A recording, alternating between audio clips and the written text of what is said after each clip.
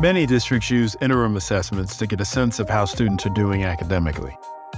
Most interim assessments are normative by design, meaning it compares one student's score with all the other scores in the nation, and then sets growth targets or expectations based on that comparison.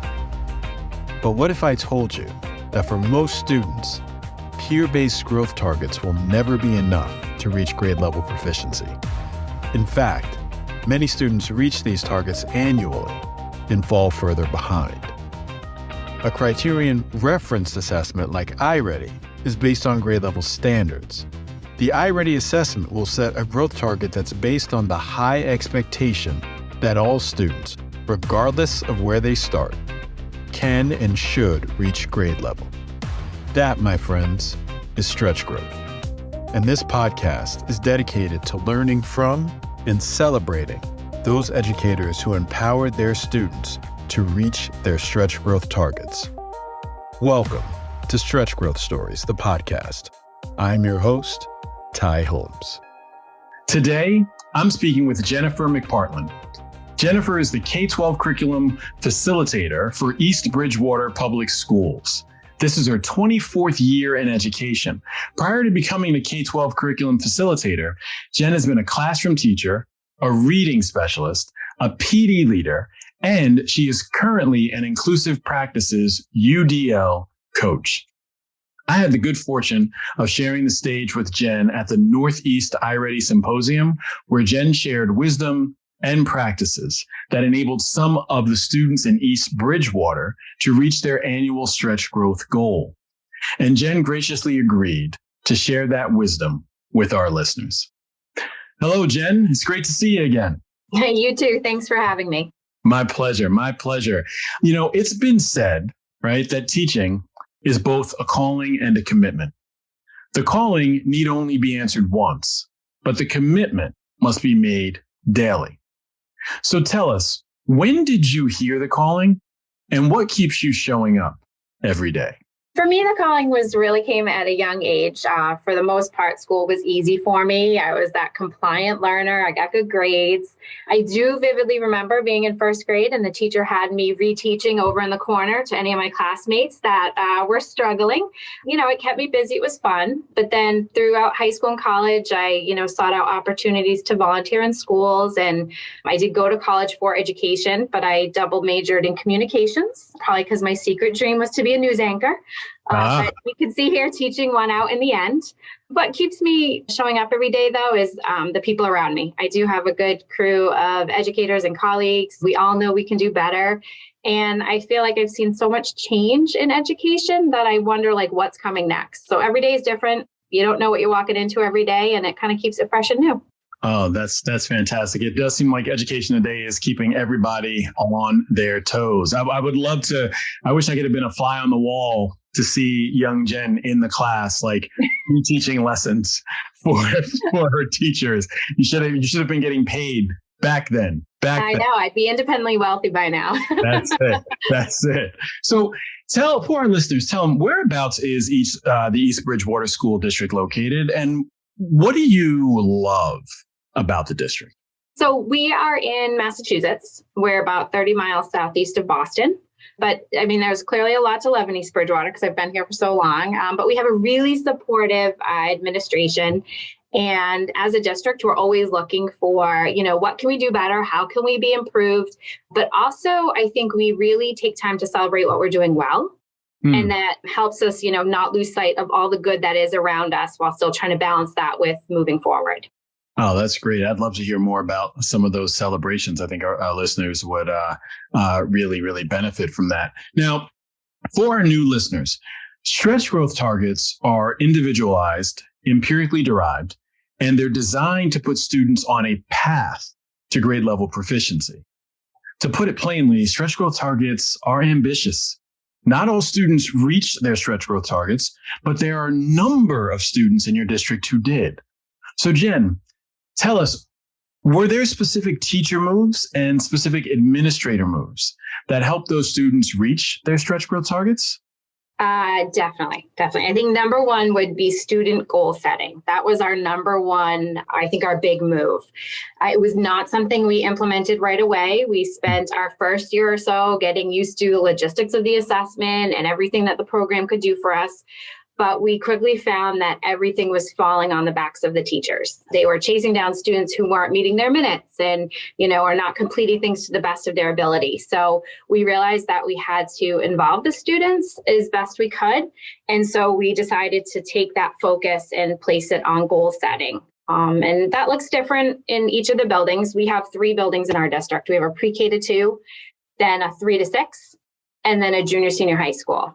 Okay. So in the elementary school, those growth goals are set more at a classroom level, looking for moving the whole group forward.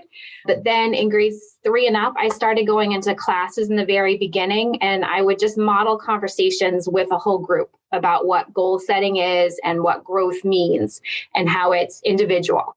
And so after the first diagnostic, an example is I would go into a classroom, we print out the results for all the students, and we just have a group chat about how do you read these results? What does this bar graph mean? What on earth is typical growth? What is stretch growth? I like to use a lot of analogies having to do with sports, and how much you practice a sport will make your bar go up or down, or kind of just stay the same. And we also look at, what the domain placements mean, that you do get this overall score, but what's really more important is breaking it down into your areas of strength and where you have a place to grow. So our protocol is we have our students mark an X right on that piece of paper. Where do you want to be by the end of the year?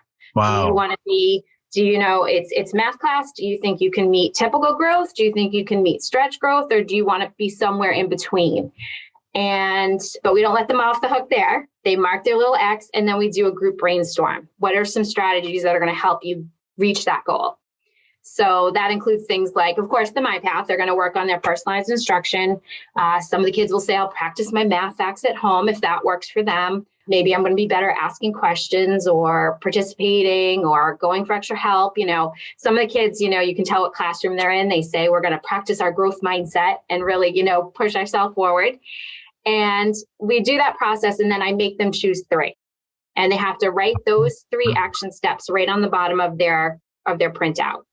And they do that again for the other subject. So we do both reading and math. And then we have them keep that paper somewhere prominent. It doesn't just get filed away. We have classrooms that use iReady folders where they track their minutes and their lessons.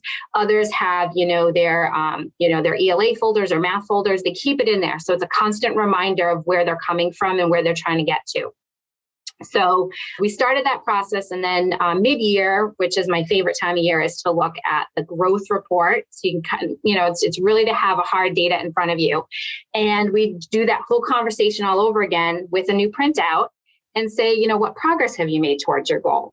And, are the action steps you picked at the beginning of the year working for you? Or is there something we need to adjust? And they take a moment, and sometimes, things are working, or 2 of the strategies are working and one's not. And we go in and we adjust those. And we also just really have honest conversations. We ask them, what's working for you? What's not working for you? Sometimes they'll steal ideas from each other. And really, it's our district, I'll talk about it later, but our district really focuses on UDL and universal design for learning, where we want our students to be reflective. So if something's not working, what can we do to change it? Or how can we improve upon what really is working? So that, I think, and again, it hasn't worked for every student, but Right. We think this is something that collectively we have seen huge shifts in the mindset of our students about, how they can be the best student they can be. Wow. Jen, I wonder, talk about student agency. Not just the deliberate, like having the student set the goals, like mark the X, but then actually getting them to break down like essentially 3 commitments, 3, student practices they are going to implement to help them reach the goal that they set. Now, have you, in this experience, like do you have students who set like really low goals? You have students who set like, Do you have like fourth graders who are going to be like, I am going to graduate from MIT by the end of the year? Like, what's the range look like there? Well, it's funny. That happened the first time. Originally, I said just put an X on the paper. And I quickly realized that you do have students who mark their X off the charts. And statistically, we know that that's not going to happen. So I do have that realistic conversation about, in our district, we want you to at least meet your typical. So that's the lowest they can go, is picking their typical. And then we tell them that they can go for stretch or in between. And then we do tell them, though, in the event that you do pass this goal by mid-year, you're allowed to put another X on the page, because we want you to set a new X. So we do have that idea about, we said the iReady people know what they're doing and they know where they think you can get to based on the data. So, but you always have those outliers who are shooting for the moon, and more power to them. Absolutely. Absolutely. So when we talk about stretch growth, we're talking about grade level proficiency. And all over the nation, this is what educators are focused on, like how to accelerate students towards and beyond grade level.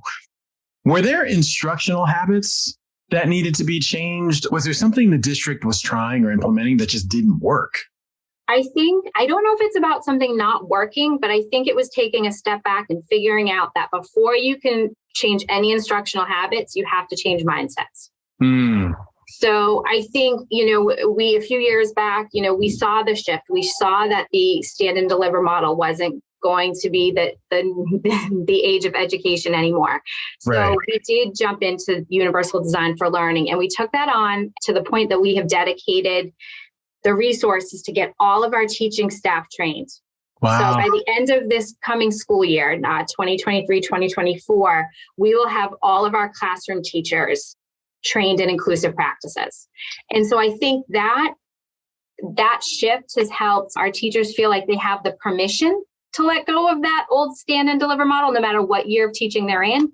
And then also they're super educated. They have so many expertise, and we want them to feel confident enough to take what they know, pair it up with the data, and then create that classroom where their students have a little bit more of the voice and their choice and their learning, and be reflective. And we want to create those expert learners. And I think that was something that was really powerful and is helping to shift all of these other things we're doing. But I think you did say something about something not working. We found that when we want our kids to be expert learners, we had to think more about our professional development.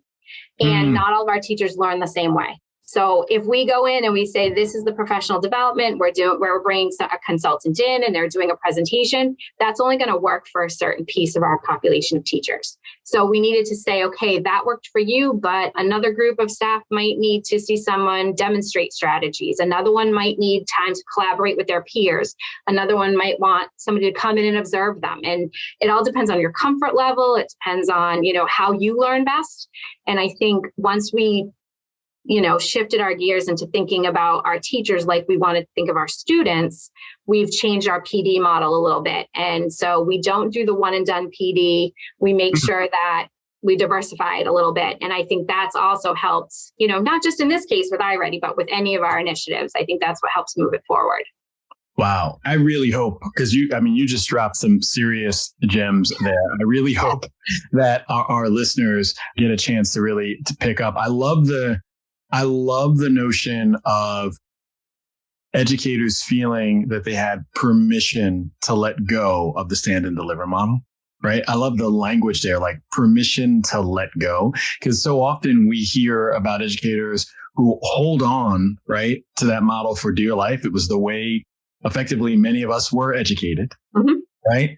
But giving them permission to let go. And then you actually have data and results that can show the impact of giving students that agency. And then the notion of, for years, folks have talked about differentiation of instruction for students, but differentiation of professional development for educators.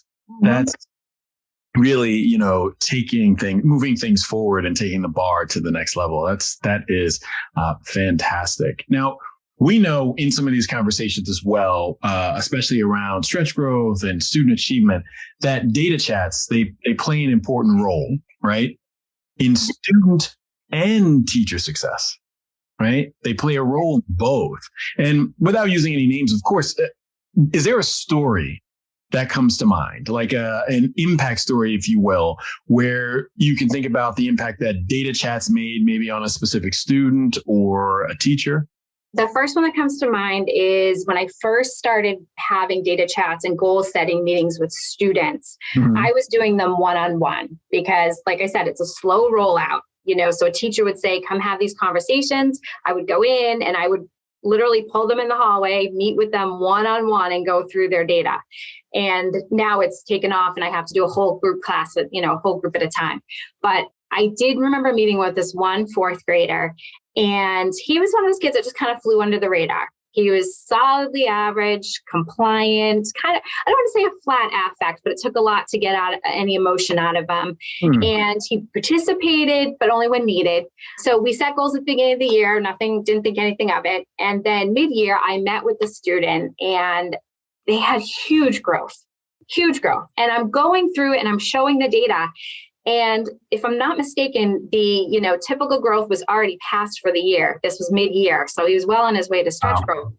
And I said, I was so excited. I was gushing. And I'm like, I'm going to call your parents. Like, this is fantastic. And I got no emotion.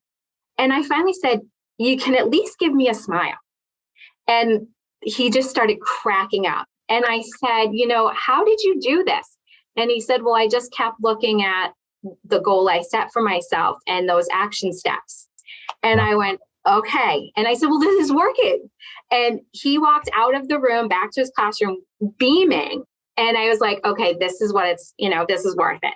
So, it just took a little bit of sarcasm in there to get him to show emotion, but he was proud. And I think also saying it's okay to be proud of this, you're moving yourself forward. So I think that was really empowering for him. I just remember smiling the rest of the day because that made my day. That's great. But, for teachers, I think of them more collectively. I think the conversations we have about our data has helped bring light to where we need to spend more time. Which populations of students are we not, meeting the needs of? And a lot of times we look at our underperforming students, and instead what comes to the top of the pile through these data chats, it's our above grade level kids that aren't meeting their typical and their stretch growth, because that's not where we put our efforts all the time. So now we're starting to add intervention groups in for an extension opportunities for those students who we're not worried about how they're going to perform in the state assessment because they're already above grade level. They're going to do just fine. But personally, they're not growing to where we want them to. So that's something, as a whole, we notice and we're trying to move forward. Oh, that's fantastic. And I bet there are secret nuggets of wisdom as you practically implement that differentiation for your above level kids that a lot of folks would love to learn more about. And hearing you talk about this student, that's the hope, right? That you have that data chat, that a student actually feels empowered, sees how much they've grown, because historically, without conversations around data, if you're a student who's behind or below grade level, you feel that throughout. Kind of just, paints this picture of your learning story and your learning possibility that's not actually static or grounded in reality, right? And having that opportunity to see progress and to acknowledge that the goal that was set and the practices that he chose to implement help them reach that goal. I have to imagine that's really transformative. So we know that data chats are important, but we also know that it's a lot when you're implementing something new and you've got a lot going on and so forth. How long did it take your district? How long did it take East Bridgewater to actually embrace the power of data chats with students and with teachers? It's still going on. Okay. Fair enough. So it's definitely, it's a work in progress. At the building levels, our data chats, we call them classroom conversations when we have our administrator and our specialist in with the teacher. Those have been going on in the pre-K-2 building for many years. And they have, a powerful effect, I think, on the teaching and learning of the staff that's there. They will tell you in the beginning, it was absolutely terrifying, and because it felt evaluative. It felt like, if kids didn't move, it was their fault. And we've tried to shift the culture there to say, no, this is a learning opportunity for all of us. So when they look at a child's pre-K to 2, they're looking, of course, at their iReady data. That's, foundational. But we have so many other measures too that we bring into the picture. We look at the whole child. What kind of screeners, early literacy screeners are we using? What does the child look like day to day in the classroom? How are they doing on their curriculum? Weekly assessments, and then also the social emotional well-being mixed in on that. So I think by modeling those conversations at the teacher level, that's really helping the teachers have better conversations with their students individually. So it's like a trickle down effect. But that process, like I said, is really grounded in pre-K to 2 here. Our administrator is right on top of it. And we're trying to spread that throughout the district to our other 2 buildings. So, right now they're trying to figure out the best method for having those conversations because, the classroom structure of teaming looks different when you go up into the grade levels. So you're looking at 2 teachers sharing or 4 teachers sharing students. So once they figure out those protocols, we're definitely planning on putting the protocol out to the staff. So it's very transparent about what's the purpose of these conversations. They're not meant to evaluate or not meant to be threatening. Rather, let's look for some successes and let's look at how we can share what's going on in classrooms, because sometimes we end up being in those silos and we don't know all the good that's happening around us. So we definitely want to make sure that those are ways to improve our practice, but it's a work in progress. It's we're still getting there. Well, hey, thank you for that work in progress of changing sort of the culture around data so that it feels less evaluative and more instructive and helpful for students, for teachers, for communities, and so forth. And you've shared so much, and I really appreciate your time. Is there anything that you didn't get a chance to share that you think would benefit other educators out there? I think just remember you can't do it all at once. It is definitely baby steps. I mean, I know even just thinking about what I've shared here today, that was not all done in one day. And it took a long time to roll out. And it took a lot of organic growth where I would go into, for example, when I would go into classrooms and meet one-on-one with kids, the word would spread. And then it was, oh, can you come into my room? Can you come into my room? And now it got to the point where it's, okay, I can do your whole class at once. And then I'm going to model this so you can take over and carry on these conversations. So definitely baby steps. And I think don't give up. I think a lot of times professional development, or I hate the word initiative, but sometimes when things are brought forth in a district, people think it's going to be a one and done, and they don't get fully invested. So I think you just kind of hammer at it from a lot of different angles until, everyone's either where you want them to be, or at least they have the understanding that's not going anywhere. That's something that will, just keep at it. It can't all be done at once. Well, thank you for that. I'm hearing be patient, baby steps, right? And be persistent. Keep at it. Absolutely. All be done at once. Well, I want to thank you. I am a firm believer that our educators have the answers, right? As we're all looking nationally to find out the best methods and practices to help our students achieve, all the research points to, whether you're looking at John Hattie or others, that it's teachers, right, that have the highest effect size on student growth and student achievement. So I'm grateful for everything that you're doing, everything that your educators are doing in East Bridgewater. We hope to continue, not only that you continue to keep that up and grow, but that from time to time, we have an opportunity to share some of the good news and the good strategies, right, that you are implementing there. So thanks so much for your time, Jen. I know you've got to get back to your amazingly busy job. We appreciate you. We appreciate your time. Thank you, and have a great day. Anytime. Thanks for having me. My pleasure. My pleasure. This is it for today's episode of the Extraordinary Educators Podcast. Please leave us a review where you listen to podcasts, as it really helps us reach more educators like you, and make sure you subscribe. Follow us on Twitter at Curriculum Assoc and on Instagram at MyIReady. If you have feedback about the podcast, a topic of interest, want to be a guest, or have a question, you can email extraordinaryeducators@cainc.com. This is about you. We're here for you. So until next time, be you, be true, be extraordinary. The Extraordinary Educators podcast is produced by Curriculum Associates. Editing by Danielle Sullivan, social media by @CityHannon, guest booking by Sari Liberis, music by Mark Bernstein. This podcast is copyrighted material and intellectual property of Curriculum Associates. Be sure to follow us on Twitter @CurriculumAssoc and on Instagram @MyIReady and send your emails to extraordinaryeducators@cainc.com.